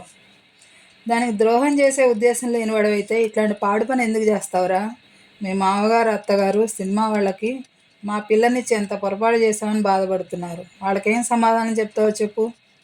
ఆ పని చేసే ముందు అన్నం పుణ్యం ఎరగని నీ కొడుకులైనా గుర్తుకు రాలేదట్రా? డబ్బు కోసమే కదా అది నిన్ను వల్ల వేసుకుంది. నన్ను అడిగితే ఎంత కావాలంటే అంత దాని ముఖాన్ని కొట్టేదాన్ని కదా అంది శాంతమ్మ ఇంకా తగ్గని ఆవేశంతో. నిన్న ఈ వార్త విన్న దగ్గర నుండి ఆమె మనసు మండిపోతోంది. అమ్మా, నేను ఇప్పుడు ఏం చెప్పినా నువ్వు అర్థం చేసుకోలేవు. ఒక్కసారి రేవతికి ఫోన్ ఇవ్వమ్మా అన్నాడు ధనుంజయ బ్రతిమాలుతున్నట్లుగా. అది మాట్లాడే పరిస్థితిలో లేదు అంది శాంతమ్మ విసురుగా. సరే, మీరు వచ్చాక అంతా వివరంగా చెప్తాను అంటూ ఫోన్ పెట్టేసి ముఖం రెండు చేతులు ముడుచుకుని అలా కూర్చుండిపోయాడు. అతడి మనసు రేవతి రేవతి అని ఆక్రోశిస్తుంది. భార్యాబిడ్డలతోనూ తల్లిదండ్రులతోనూ మమతానురాగాలకు నిలయమై ముచ్చటైన పొదరిల్లా ఉండేది తన ఇల్లు. అట్లాంటిది ఆ దేవకి తన జీవితంలోకి ప్రవేశించడంతో అంతా ఇలా తారుమారైపోయింది. ఆనాడు అర్ధరాత్రి నడి రోడ్డు మీద పడున్న దేవకిని నాకెందుకులేని వదిలేయకుండా తీసుకొచ్చినందుకు ఈనాడు నా జీవితమే అల్లకల్లోలమైపోయిందనుకున్నాడు బాధగా. అవును, దేవకి తటస్థపడకపోతే నా జీవితం ఇలా అయ్యేది కాదనుకున్నాడు. కృష్ణయ్య 2-3 సార్లు వచ్చి బాబు వంట అయింది వడ్డించమంటారా అని అడిగాడు. ఎన్నిసార్లు అడిగినా నాకేం వద్దు అంటున్న ధనుంజయని చూస్తే అతడికి ఎంతో బాధ అనిపించింది.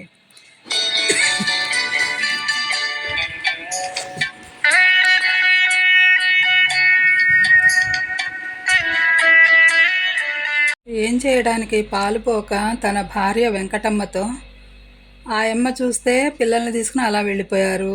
బాబుగారు చూస్తే ఉదయం నుండి పచ్చి మంచినీళ్ళు కూడా నోట్లో పోసుకోలేదు. ఎలా ఉండే బాబుగారు ఎలా అయిపోయారో అన్నాడు బాధగా. నువ్వు ఉండు మావా, మనం అడిగితే బాబుగారు ఏమీ వద్దని అలాగే చెప్తారు. ఫ్రిడ్జ్లో బత్తాయి పళ్ళు ఉన్నాయి కదా, అవి తీసి రసం తీసి పట్టుకెళ్ళిస్తే తాగుతారులే అంటూ గబగబా వెళ్ళి పళ్ళు తెచ్చి రసం తీసి పట్టుకెళ్ళింది వెంకటమ్మ. భర్త దగ్గరైతే ఎంతో ధీమాగా మాట్లాడిన వెంకటమ్మ తీరా ధనుంజయ దగ్గరికి వెళ్ళగానే నోట్లోంచి మాట బయటకు రాక అలా నుంచుండిపోయింది. తన ముందు నుంచున్న వెంకటమ్మ వైపు ప్రశ్నార్థకంగా చూశాడు ధనుంజయ. బాబుగారు, కృష్ణయ్య మీకు ఈ రసం ఇమ్మన్నాడు అంది బెదురుగా చూస్తూ. ధనుంజయ గ్లాస్ అందుకుని వెళ్ళు అన్నట్లు చూశాడు ఆమె వైపు. అయినా కదలకుండా అలాగే నించున్న వెంకటమ్మ వైపు చిరాకుగా చూస్తూ గ్లాసులోని జ్యూస్ని గటగటా తాగేసి ఖాళీ గ్లాసును ఆమె చేతికిచ్చాడు. అతడు జ్యూస్ తాగడంతో కొంచెం తృప్తిగా అనిపించింది వెంకటమ్మకు. గ్లాస్ తీసుకుని వెనక్కి వచ్చేసింది. దూరం నుండి కృష్ణయ్య కూడా ఇది చూసి చాలా తృప్తిగా తల పంకించాడు. తిరిగి ధనుంజయ తన ఆలోచనల్లో మునిగిపోయాడు. చీకటి పడిన లైట్ వేసుకోవాలన్న ఆలోచన కూడా అతడికి రాలేదు. కృష్ణయ్య వచ్చి లైటు వేశాక కళ్ళు చిట్లించి చూశాడు ధనుంజయ అతడి వంక. ఇంతలో శాంతమ్మ, రాఘవరావులు రేవతిని పిల్లల్ని తీసుకుని ఇంటికి వచ్చారు.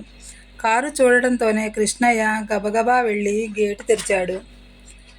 వెంకటమ్మ పరుగున ధనుంజయ దగ్గరకు వచ్చి, బాబుగారు, చిన్నమ్మగారిని పిల్లల్ని తీసుకుని పెద్దయ్య గారు అమ్మగారు వచ్చేశారు అంది. ఆ మాట వింటూనే, రేవతి వచ్చిందా రేవతి అంటూ ఆత్రంగా వాళ్ళకి ఎదురు వెళ్ళాడు ధనుంజయ.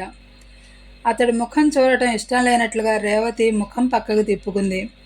శాంతమ్మ, రాఘవరావులు కూడా ఇంచుమించు అలాగే ప్రవర్తించారు. పిల్లల్ని దగ్గరకు తీసుకోబోతే అభిరామ్ కొంచెం సంకోచంగా ఆగిపోయాడు, దగ్గరకు వెళ్లకుండాను.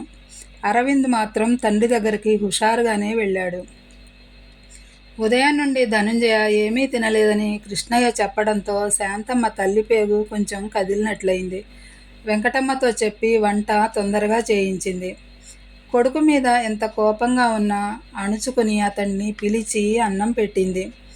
నాకేం తిలానం లేదమ్మా అంటున్న కొడుకు వైపు చిరాగ్గా చూస్తూ, చేసిన నిర్వాకం చాలు, పస్తులుండి మమ్మల్ని ఏమీ ఉద్ధరించడక్కర్లేదు అన్నాడు రాఘవరావు కఠినంగా. తినరా అని తల్లి కూడా గట్టిగా అనటంతో తప్పదన్నట్లుగా తిని లేచాడు. ఆ తరువాత శాంతమ్మ పిల్లలిద్దరికీ భర్తకు వడ్డించింది. ధనుంజయ భోజనం చేసి తమ గదిలోకి వెళ్ళేసరికి రేవతి తన బట్టలన్నీ కబ్బోర్డ్లోంచి తీసి మంచం మీద పెట్టింది. ఎందుకు రేవతి ఇప్పుడు ఇవన్నీ తీశావు అన్నాడు ఆశ్చర్యంగా చూస్తూ.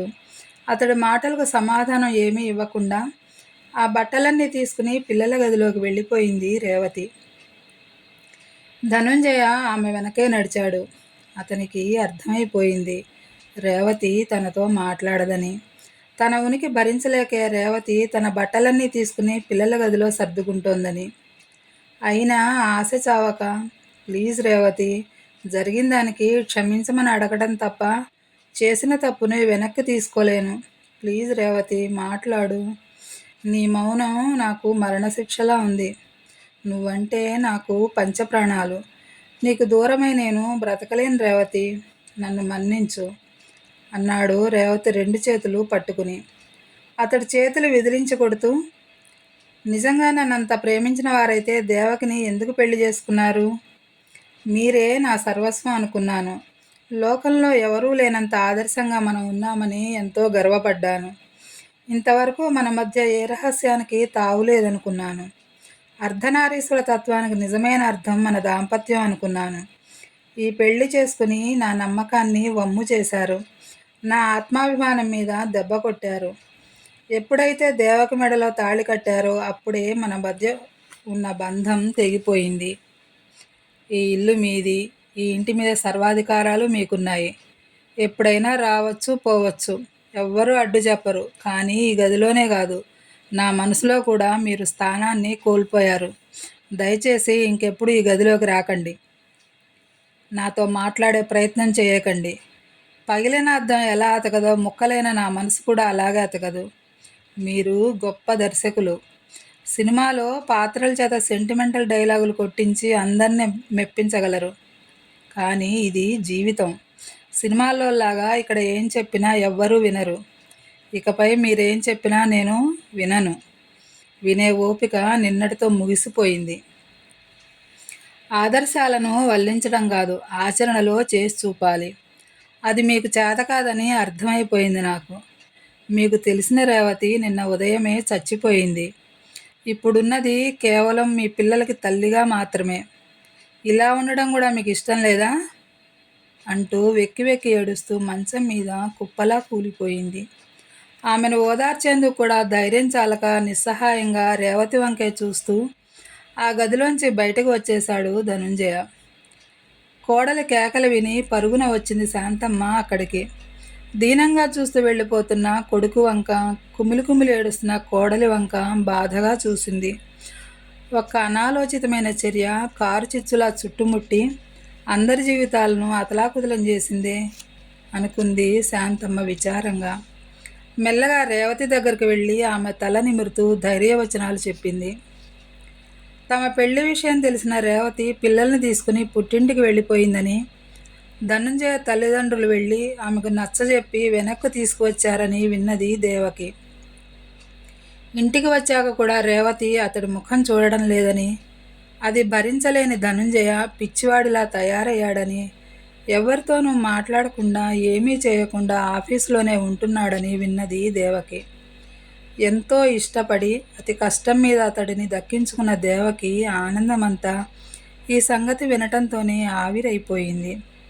ధనుంజయ రేవతులది ఎంత అన్యోన్య దాంపత్యమో ఆమెకి తెలియంది కాదు.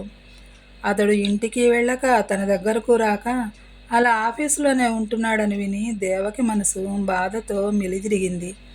అతడిని ఓదార్చి తిరిగి మనుష్యుల్లో పడేయాలనే ఉద్దేశంతో అతడి ఆఫీస్కు వెళ్ళింది. దగ్గరకు వచ్చిన దేవకిని చూసి విదిలించి కొట్టాడు ధనుంజయ. చూసావా, నీ అనాలోచితమైన పని వల్ల నా జీవితం ఎంత అల్లకల్లోలమైందో, ఎందరి మనసులు ముక్కలయ్యాయో. ఇంకా ఏం కావాలి నీకు? వెళ్ళు ఇక్కడి నుండి అన్నాడు రౌద్రంగా చూస్తూ. నిత్యం చందన చర్చితంలా ఉండే అతడి మాటలు ఈ రోజున నిప్పులు జరుగుతున్నట్లుగా ఉండటం చూసి దేవకి మొదటిసారి దోషిలాగా తల వంచుకుంది అతడి ముందు. షూటింగ్ల దగ్గర కూడా ధనుంజయ అన్నట్లే అంతా ఆమెను ఒక దోషిగా చూశారు. అతి కష్టం మీద అంతకుముందు ఒప్పుకున్న సినిమాలన్నీ పూర్తి చేసేసింది. ఆమె తమకు దక్కలేదనే కక్షతో కొందరు, దేవుడి లాంటి ధనుంజయ కాపురంలో చిచ్చురేపిందనే కోపంతో కొందరు, వారు తర్వాత తీయబోయే సినిమాల్లో దేవకిని బుక్ చేసుకోలేదు. అది ముందుగా ఊహించిందే గనక దేవకి పెద్దగా ఆశ్చర్యపడనూ లేదు, బాధపడనూ లేదు. ఆమె తపనంతా ధనుంజయని మనుషుల్లో ఎలా పడేయాలా అని. దేవకి ధనుంజయని పెళ్లి చేసుకుందని విని ఆమె తల్లిదండ్రులు ఆదిశేషయ్య, జానకమ్మలు వచ్చారు అక్కడికి. రావటంతోనే, ఎందుకు చేశావే ఇలాంటి పని? అన్నం పెట్టిన చేతిని కుక్క కూడా కరవదంటారు. నీకు ఆ మాత్రమైన విశ్వాసం కూడా లేకుండా తల్లి లాంటి రేవతికి ఇంత అన్యాయం ఎలా తలబెట్టావు? అతన్ని వల్లో వేసుకుని వాళ్ళ కాపురంలో చిచ్చు పెట్టావని ఊరంతా కోడై కూస్తోంది నీ గురించి. అసలు ఆనాడు నీవు చచ్చిపోయినా బాగుండేది. ఒక్క ఏడుపు ఏడ్చి ఊరుకునేవాళ్ళం. ఏదో బతికి బాగున్నావు కదా అని మేము సంతోషిస్తూ ఉంటే ఇలా కొంపలు తీసే పనులు చేసి మమ్మల్ని నలుగురిలో తలెత్తుకోకుండా చేసావు. మా కూతురు అని చెప్పుకోవడానికే సిగ్గుపడుతున్నాం. రేపు ఈ సంగతి నలుగురికి తెలిస్తే నీ చెల్లెళ్ళకి పెళ్ళిళ్ళు అవుతాయా? మా కడుపున చెడబుట్టావు కదా. ఇక మీదట నీ ముఖం చూసేది లేదు. ఇవాళ్టితో నీకు మాకు రుణం తీరిపోయింది అంటూ కోపంగా వెళ్ళిపోయారు. వ్రతం చెడ్డ ఫలితం దక్కనట్లయింది దేవకి పరిస్థితి. ఎంతో ఇష్టపడి పట్టుబట్టి ధనుంజయని చేసుకున్నా ఆమె ముఖం చూసేందుకు ఇష్టపడటం లేదు అతడు. ఈ లోకంలో తాను ఒంటరిననే భావన దేవకిని చుట్టుముట్టింది. దూరమైపోయిన కన్నవారిని తిరిగి పొందానని ఎంతో ఆనందించిన దేవకి ఒక్క అనుచితమైన నిర్ణయంతో శాశ్వతంగా వారిని దూరం చేసుకుంది. కోరి పెళ్లి చేసుకున్న ధనుంజయ్కి మానసికంగా దగ్గర కాలేకపోయింది. సినిమా ఫీల్డ్లోని వారంతా ఆమెను పురుగు కన్నా హీనంగా చూస్తుంటే ఎవరిని కలుసుకోలేక మాట్లాడేందుకు ఎవరూ లేక 4 గోడలకే పరిమితమై లోపల కుమిలిపోసాగింది. అలాంటి సమయంలో తాను గర్భవతినని తెలుసుకుంది దేవకి. ధనుంజయ్తో ఏ సరదాలు పంచుకోకుండానే ఇంతలోనే అతడి బిడ్డకు తల్లి కావటం అనేది ఆనందకరమైన విషయంగా తోచలేదు ఆమెకు. అసలు ఎందుకు బతకాలి, ఎవరిని ఉద్ధరించాలి అనే స్థితికి చేరుకుంది దేవకి. మంగమ్మ అన్నట్లు రేవతి గారు కార్చే ఒక్కొక్క కన్నీటి బొట్టు ఒక్కో శాపమై నా జీవితంలోని ఆనందాన్నంతటినీ హరించి వేసిందా అనుకుంది ఆమె. దానికి తోడు వేవిళ్ల బాధ చాలా ఎక్కువగా ఉంది ఆమెకు. తిండి సరిగ్గా తినలేకపోయేది. ఒకవేళ తిన్నా ఏమీ ఇమిడేది కాదు. అసలు తల్లి కాబోతున్నందుకు ఆనందించాల్సింది పోయి ఎందుకు ఈ బతుకనే విరక్తిని పెంచుకోసాగింది. నిద్రాహారాలు మాని అలా ఏడుస్తున్న దేవకిని చూస్తే ఎంతో జాలి వేసింది మంగమ్మకు. పసిపిల్లను ఓదార్చినట్లుగా దగ్గరకు తీసుకుని ఓదార్చింది. చూడమ్మా, జరిగిందేదో జరిగిపోయింది. దాన్ని ఎలాగో వెనక్కి తిప్పలేవు. నువ్వు ఎంతో ఇష్టపడి ధనుంజయ బాబుని పెళ్లి చేసుకున్నావు. అతడి వంశాంకురం నీలో ఊపిరి పోసుకుంటోంది.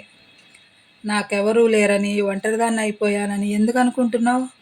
నీ బిడ్డే నీకు తోడు నీడగా భవిష్యత్తులో నిలుస్తుంది అంది ఓదార్పుగా. ఆమె మాటలు దేవకి మీద కొంచెం ప్రభావం చూపించాయి. బ్రతకాలనే ఆశను ఆమెలో చిగురింపజేసింది. ఆరోగ్యం మీద కొంచెం శ్రద్ధ పెట్టింది. జరిగిన దానికి బాగా కలత చెందిన ధనుంజయ కొన్నాళ్ళు ఏ పని మీద శ్రద్ధ పెట్టలేకపోయాడు. ఆ తరువాత తన దృష్టినంతటిని పూర్తిగా సినిమా దర్శకత్వం మీదే కేంద్రీకరింపజేశాడు. అలాగే భార్యాబిడ్డలు తన పట్ల ఎలా ప్రవర్తించినా రోజు ఇంటికి వెళ్ళసాగాడు. రేవతి అతడితో మాట్లాడకుండా శిక్షిస్తే జరిగిన అనర్థానికి అంతటికీ దేవకియే కారణం కనుక ఆమె ఇంటికి వెళ్ళటం మానుకున్నాడు. అదే ఆమెకు తగిన శిక్ష అనుకున్నాడు ధనుంజయ మనసులో. దేవకి కోసం మందులు కొందామని మెడికల్ షాప్కి వెళ్ళింది మంగమ్మ. అటుగా ధనుంజయ వెళుతూ ఆమెకు కనిపించాడు. మందులు తర్వాత తీసుకుంటానని చెప్పి గబగబా ధనుంజయ దగ్గరికి వెళ్ళి, బాగున్నారా బాబు అని పలకరించింది. అదే బాగు, చూస్తున్నావు కదా అన్నాడు ధనుంజయ. పెరిగిన గడ్డం, చెదిరిన క్రాఫు, నలిగిన బట్టలతో నిస్తేజంగా ఉన్న అతన్ని చూడటంతోనే మంగమ్మ మనసు ద్రవించిపోయింది. ఎప్పుడూ మడత నలగని బట్టలతో, చెదరని చిరునవ్వుతో కనపడే ఆయనెక్కడా, ఈయనెక్కడా అనుకుంది. ఏమిటి బాబు ఇలా అయిపోయారు అంది జాలిగా చూస్తూ. చేసుకున్న వాళ్ళకి చేసుకున్నంత మహదేవ అంటారు కదా, అందుకే అనుభవిస్తున్నాను అన్నాడు ధనుంజయ నవ్వటానికి ప్రయత్నిస్తూ. పోన్లే బాబు, జరిగిందేదో జరిగిపోయింది. అక్కడ దేవకి, ఇక్కడ మీరు నరకాన్ని అనుభవిస్తున్నారు. దేవకి చిన్నపిల్ల, తెలియక తప్పు చేసింది. మీ భార్యాభర్తలిద్దరూ తన మూలంగానే దూరమైనారని ఇప్పుడు చాలా బాధపడుతోంది. తను చేసిన పనికి ఆమె తల్లిదండ్రులు కూడా అసహ్యించుకుని నీ ముఖం ఇంకా చూడమని వెళ్ళిపోయారు. సినిమా వాళ్ళంతా వెలివేసినట్లుగా చూస్తున్నారు. దేవకి ఇప్పుడు తల్లి కాబోతోంది. మీకు చెప్పదగిన దాన్ని కాదు, కానీ ఇలాంటి సమయంలో మీరు కూడా వదిలేస్తే పాపం దేవకమ్మ ఏమైపోతుంది చెప్పండి. రోజు రోజుకే నీరసం అయిపోతుందని డాక్టర్ దగ్గరికి తీసుకువెళ్ళాను ఈరోజు. డాక్టర్ గారు ఈ మందులు, టానిక్లు వాడమని రాసిచ్చారు. వాటిని కొందామనే వచ్చాను ఇక్కడికి. ఓసారి వీలు చూసుకుని రండి బాబు అని చెప్పి మంగమ్మ షాపు దగ్గరికి వెళ్ళింది మందులు తీసుకునేందుకు. మంగమ్మ చెప్పిన వార్త విన్నాక ధనుంజయ కొంచెం ఆలోచనలో పడ్డాడు. పాపం పిచ్చిది, ఎలా ఉందో ఏమో అనుకున్నాడు.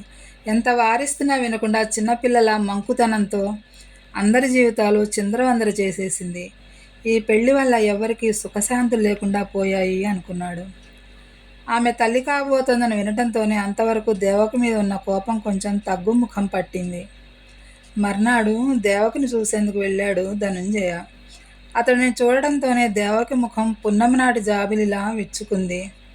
వచ్చారా, నన్ను చూడటానికి వచ్చారా అంటూ ఉద్వేగంగా అతడి దగ్గరికి వెళ్ళి ఒళ్ళంతా కళ్ళు చేసుకుని అతడినే చూడసాగింది. ఆమె కళ్ళు రెండు నీటితో నిండిపోయాయి. చిక్కి సగమైన దేవకిని చూడడంతోనే అతడి మనసు జాలితో నిండిపోయింది. దేవకి వంకే పరిశీలనగా చూస్తూ, మంగమ్మ చెప్పింది ఎన్నో నెల అని అడిగాడు ఆదరంగా. 6వ నెల అంది దేవకి ఆ కాస్త పలకరింపుకే సంబరపడిపోతూ.